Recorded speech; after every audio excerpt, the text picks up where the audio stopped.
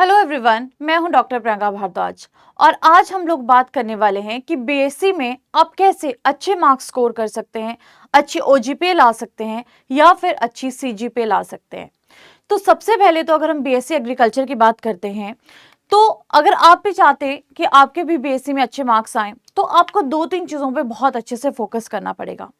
Matter सिर्फ यही नहीं करता कि आपने कितना पढ़ा है या फिर आपको कितना आता है।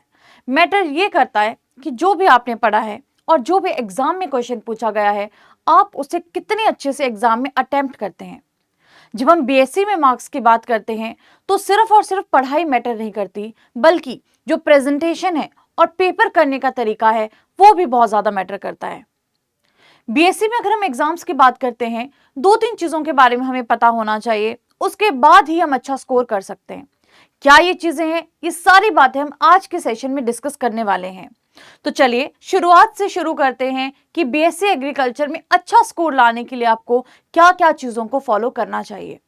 तो सबसे पहले तो अगर हम बीएससी एग्रीकल्चर की बात करते हैं, जैसा कि आपको पता है, बीएससी एग्रीकल्चर 4 साल का डिग्री प्रोग्राम है।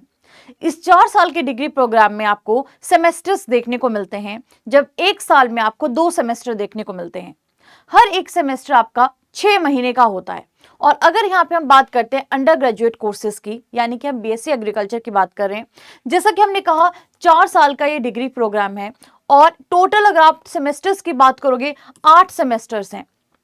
हर एक सेमेस्टर में आपको, अगर हम बात करते हैं, 6 महीने का एक सेमेस्टर होता है। हर एक सेमेस्टर के बाद आपको वहां पे एग्जाम देना होता है। और यहाँ पे अगर हम बात करते हैं एग्जाम्स की, तो एग्जाम सिर्फ ऐसे नहीं होते कि सेमेस्टर खत्म हुआ सिर्फ वही एग्जाम्स देने हैं। एग्जाम से पहले कुछ आपके टेस्ट होते हैं, या फिर कुछ असाइनमेंट्स होती हैं, या फिर कुछ प्रैक्टिकल्स होते हैं। वो डिपेंड करता है कि आपका कोर्स कितने क्रेडिट्स का है। तो अगर आपको बीएससी में अच्छा स्कोर करना है, तो आपको सबसे पहले ये चीज समझनी पड़ेगी कि जो फर्स्ट टू थर्ड ईयर है, ये आपका मेन एकेडमिक ईयर होता है, जहां पे आप बहुत सारे एग्रीकल्चर के कोर्सेज को पढ़ते हो, क्लासेस को लगाते हो, प्रैक्टिकल अटेंड करते हो। और अगर हम फोर्थ ईयर की बात करें, फोर्थ ईयर आपका रावे का ईयर होता है, जहां पे आपको अलग अलग केवीकेज में जाना होता है, प्रैक्टिकल करना होता है और कुछ चीजों को सीखना होता है। फोर्थ ईयर आपका मेनली लर्निंग ईयर रहता है। तो अगर हम यहाँ पे बात करते हैं फर्स्ट से थर्ड ईयर की एंड फोर्थ ईयर की, तो आपको एक चीज यहाँ पे समझनी पड़ेगी। फर्स्ट से थर्ड ईयर तक अगर हम बात करें, तो बहुत इंपॉर्टेंट सब्जेक्ट्स हैं जिन्हें हमें कवर करना होता है। और फोर्थ ईयर में चाहे आपका प्रैक्टिकल ईयर ही क्यों ना है, चाहे आपका वहां पे केवीके हैं, रावे हैं, जो मर्जी है, लेकिन वहां पे भी आपकी ओजीपीए जो है वो बनती है और ओजीपीए काउंट होती है। और अगर फोर्थ ईयर में भी आप बहुत अच्छे से काम करोगे, तब भी आपको अच्छी ओजीपीए वहां पे देखने को मिलती है। तो कौन कौन से ऐसे सब्जेक्ट्स हैं जो आपको बीएससी के प्रोग्राम में देखने को मिलते हैं? तो अगर आप यहाँ पे देखेंगे, एग्रीकल्चर साइंसेज में जैसे कि एग्रोनॉमी की बात कर लीजिए, हॉर्टिकल्चर की बात कर लीजिए, सॉइल साइंस की बात कर लीजिए, animal husbandry, plant patho, ento breeding, agriculture extension etcetera, ये जितने भी कोर्सेज हैं, ये सारे कोर्सेज, ये मैंने कुछ लिस्ट आपको मेजर कोर्सेज की दी है, लेकिन बहुत सारे कोर्सेज आपको इस डिग्री प्रोग्राम में देखने को मिलते हैं। तो अब समझने वाली बात क्या है? समझने वाली बात यह है कि सबसे पहले आपको पता होना चाहिए कि आपकी सीजीपीए होती क्या है और किस तरह से कैलकुलेट होती है। तो अगर हम सीजीपीए की बात करें, आपने देखा होगा आपको अलग अलग क्रेडिट आवर्स के कोर्सेज देखने को मिलते हैं। कुछ आपके 0+1 के होते हैं, कुछ आपके 2+1 के कोर्सेज होते हैं, कुछ 3+1 के कोर्सेज होते हैं, कुछ 1+1 के कोर्सेज होते हैं। जितना ज्यादा आपका कोर्स के क्रेडिट लिखे हैं, यानी कि कितनी आपकी प्रैक्टिकल क्लासेस होंगी, कितनी आपकी थ्योरी क्लासेस होंगी हफ्ते में, तो याद रखिए जितना ज्यादा उस कोर्स में स्कोर करोगे, उतनी ज्यादा आपके मार्क्स एनहांस होंगे और उतनी ज्यादा ओजी पे इंपैक्ट पड़ेगा। तो जैसे कि अगर 2+1 का कोर्स है, 3+1 का कोर्स है, 1+1 का कोर्स है, अगर आपका 0+1 का कोर्स है, कुछ इस तरह से अलग अलग कोर्सेज हैं। तो सबसे ज्यादा अगर आप 2+1 के कोर्सेज में, 3+1 के कोर्सेज में, इनके कंपैरिजन में स्कोर करोगे अच्छा खासा, तो आपकी ओजीपीए ज्यादा एनहांस होगी। लेकिन उसका मतलब ये नहीं है कि इन कोर्सेज को बिल्कुल ही छोड़ देना है। इसका मतलब ये है कि जितने भी आपके जिन कोर्सेज की क्लासेस ज्यादा होती हैं हफ्ते में, उन कोर्सेज पे अपना फोकस थोड़ा ज्यादा रखना है। फोकस सब पे रखना है, लेकिन मेन फोकस आपको ज्यादा क्रेडिट आवर्स पे रखना पड़ेगा। दूसरी बात कि ये जो बीएससी का एग्रीकल्चर प्रोग्राम है, it is not about the memory only, कि बस आपने याद किया और हो गया।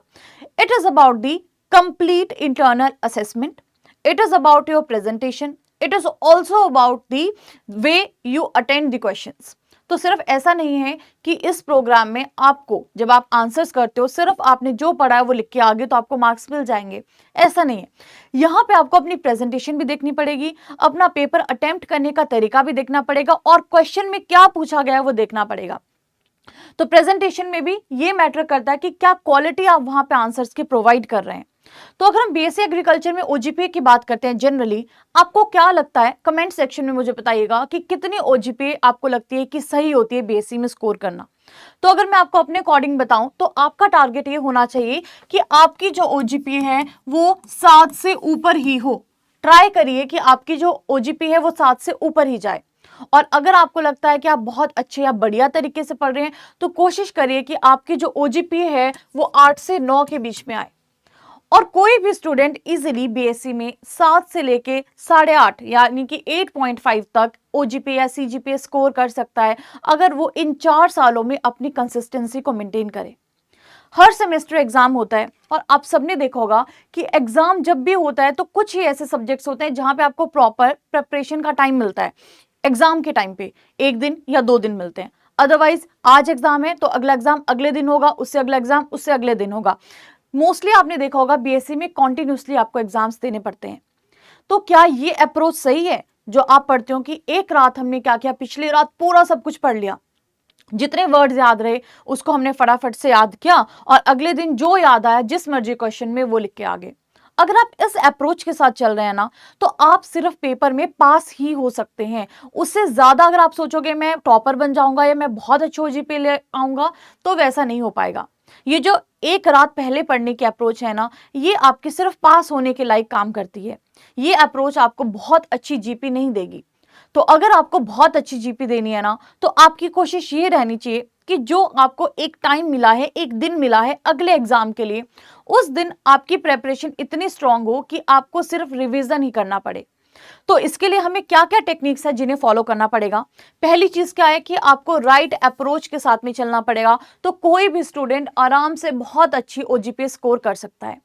यहाँ पे जो आपके टेस्ट होते हैं वो अंडरस्टैंडिंग बेस्ड तो होते ही हैं, साथ में आपकी प्रेजेंटेशन भी बहुत मैटर करती है।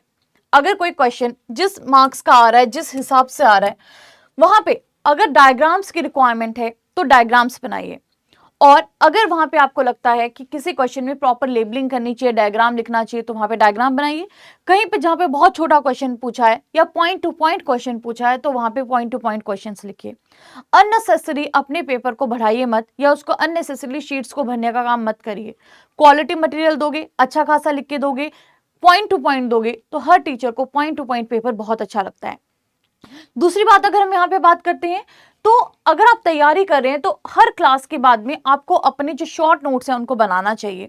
या किसी भी क्लास को आप अटेंड कर रहे हैं अपने कॉलेज में तो हर क्लास के बाद में जो इंपॉर्टेंट टॉपिक्स हैं उनके बारे में नोट्स प्रॉपर अपने बनाइए। कुछ डेफिनेशंस होती हैं जो एग्जाम से पूछी जाती हैं तो उन डेफिनेशंस के अच्छे से आप नोट्स बनाइए। कुछ एग्जाम्पल्स पूछे जाते हैं, कुछ डायग्राम्स पूछे जाते हैं तो उसे बहुत अच्छे से कवर करिए। अपने सीनियर्स को पूछिए कि लास्ट ईयर कौन कौन से क्वेश्चंस आए थे, उन्हें भी उनके सीनियर्स ने कुछ गाइड किया होगा। तो कोशिश करिए कि अपने कॉन्टेक्ट्स अपने सीनियर्स के साथ बहुत अच्छे रखिए ताकि सीनियर्स आपको बहुत अच्छे से गाइड करें। क्योंकि मोस्ट ऑफ द थिंग्स जो कॉलेज में होती है या सेमेस्टर एग्जाम्स होते हैं उसके बारे में सीनियर्स बहुत अच्छे से आपको गाइड कर पाते हैं, क्योंकि उन्हें पता होता है कि किस टाइम के क्वेश्चंस आपके उनके टाइम पे पूछे गए थे। तो आपको थोड़ा सा आइडिया मिल जाता है कि किस टाइप से पढ़ना है, कौन से टॉपिक्स मोस्ट इंपॉर्टेंट है। बीएससी में ऐसा नहीं है कि सिर्फ और सिर्फ आपके एंड टर्म एग्जाम्स होंगे, यूनिट टेस्ट भी होते हैं। तो हर एक टीचर का अपना पैटर्न होता है, हर एक टीचर का अपना तरीका होता है पेपर को देने का। तो सीनियर से पूछिए कि कौन से टीचर किस टाइप से क्वेश्चंस पूछते हैं या किस टाइम से हमें तैयारी करनी चाहिए और अपनी अप्रोच को बिल्कुल उस तरह से रखिए। इसके अलावा प्रैक्टिकल, जब हम असेसमेंट्स की बात करते हैं तो प्रैक्टिकल असेसमेंट्स बहुत मैटर करती हैं। बहुत सारी आपको असाइनमेंट्स दी जाती हैं, बहुत सारे आपके प्रैक्टिकल्स होते हैं। देखने में तो आपको कई बार असाइनमेंट्स 5 नंबर की लगती हैं, 10 नंबर की लगती हैं, लेकिन ये छोटे छोटे एफर्ट्स जो हैं ये आपको लॉन्ग रन में बहुत ज़्यादा बेनिफिट देने वाले हैं, बहुत ज़्यादा आपको फायदा होने वाला है। तो यहाँ पे अगर हम बात करते हैं तो जब आपको पढ़ना भी है, यानी कि पूरे सेमेस्टर हमें पढ़ना है, हमें सिर्फ लास्ट दिन उठ के नहीं पढ़ना है।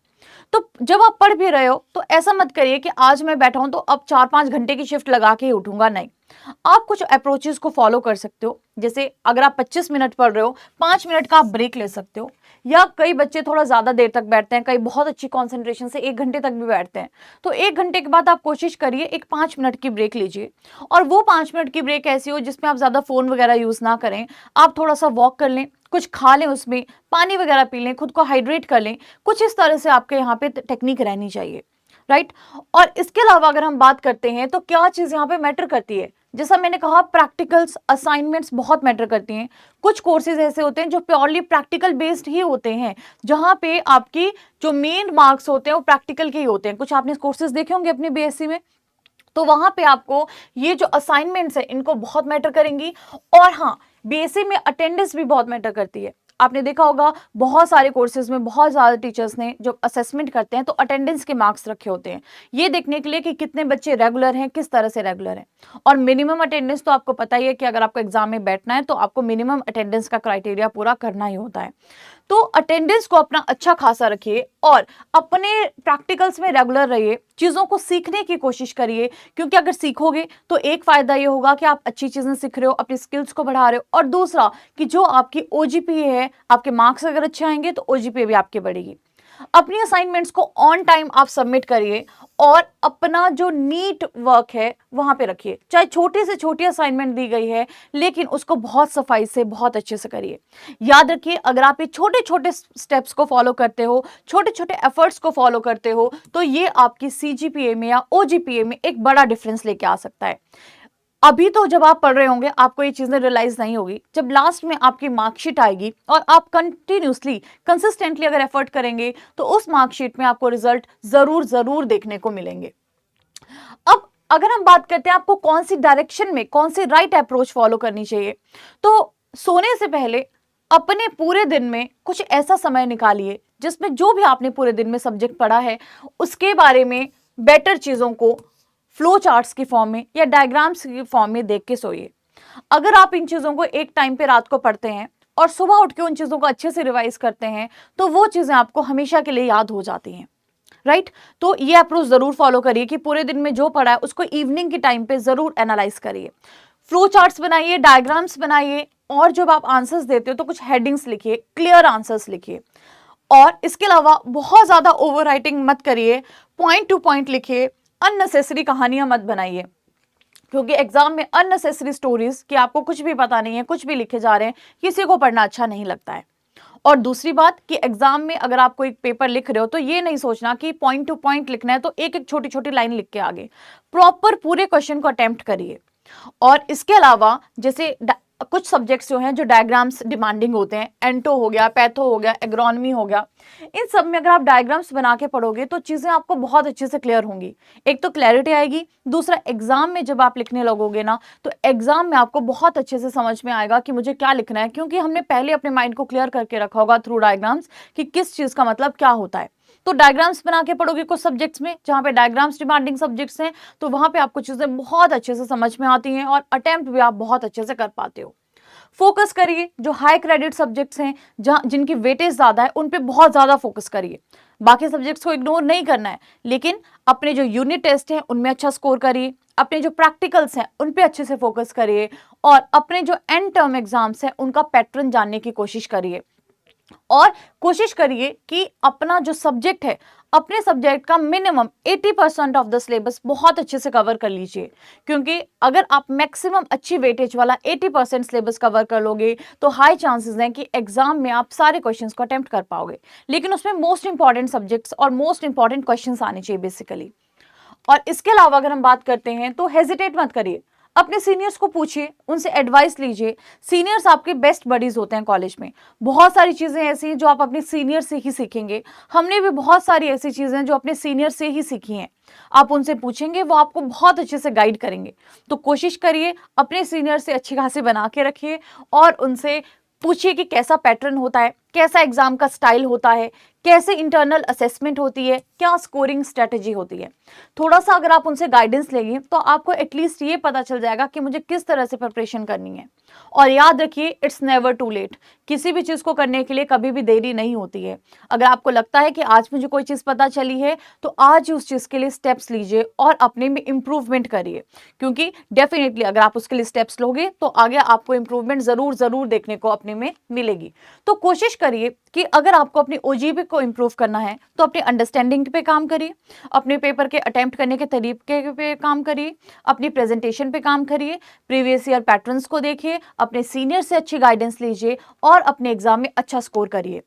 छोटी छोटी चीजें बहुत मैटर करती है, जैसे कि मैं बार बार रिपीट कर रही हूँ कि अपनी असाइनमेंट्स को, अपने असेसमेंट्स को, प्रैक्टिकल्स को बिल्कुल भी हल्के में ना लीजिए।